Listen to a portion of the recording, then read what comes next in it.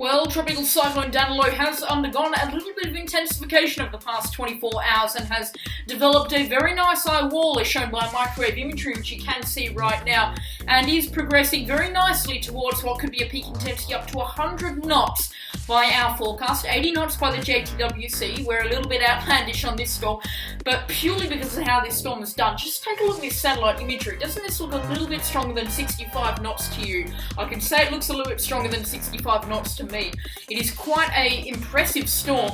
It has done quite a lot of intensification, but what I find really interesting about this is that none of the major models have really picked up on this.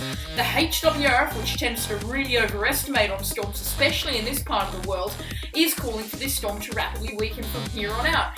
And it's interesting that the JTWC is calling for this, and how well the storm is done. You saw earlier with the microwave imagery how well this storm is done. I think that the storm rapidly weakening from here on out is incredibly unlikely because it's developed a very solid eye wall under an amazing CDO structure, which you can still see.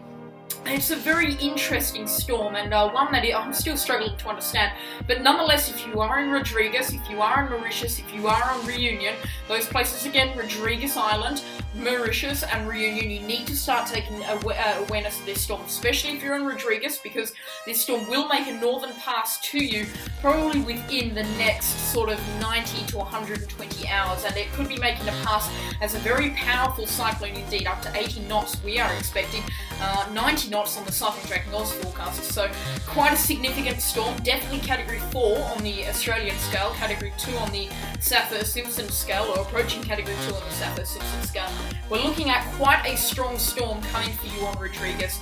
Mauritius, this storm could even be stronger after the 5-day forecast period. Unfortunately, we have no model guidance to really go by. Really, rainfall is going to be the big threat there at this stage. We haven't seen the full picture of winds. We'll get that in the next day or so stay tuned for updates on this channel.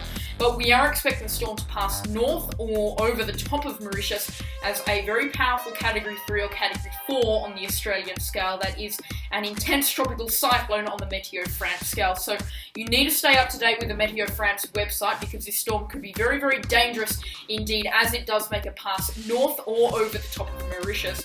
Moving on to Reunion, we're going to play the rainfall animation through.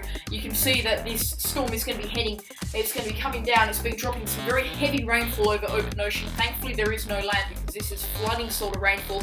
It's also quite broad. There's rainfall and shower conditions happening quite far away from this storm, with a very good solid inflow band and outflow band as well, which are causing yet more showers and thunderstorms. Now the storm's only expected to grow in size as it approaches Rodrigues and Mauritius, and it could be a very large system dumping huge amounts of rainfall hundreds of miles away from the centre of this system.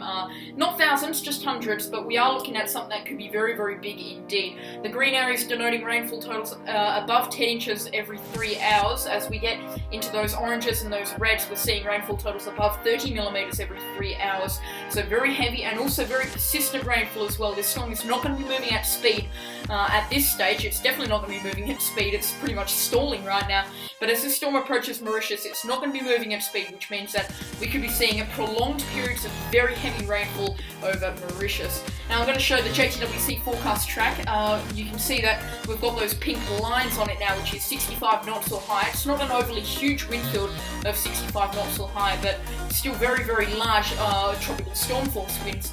Protruding quite a way away from that centre.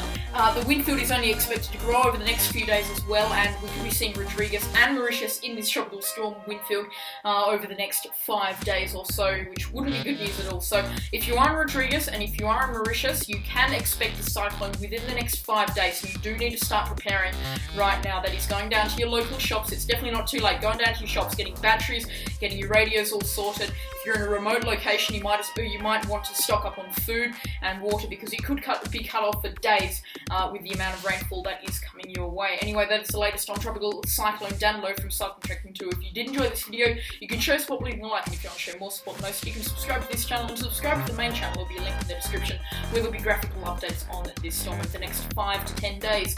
That's all for me. I'll catch you all in the next storm. Goodbye.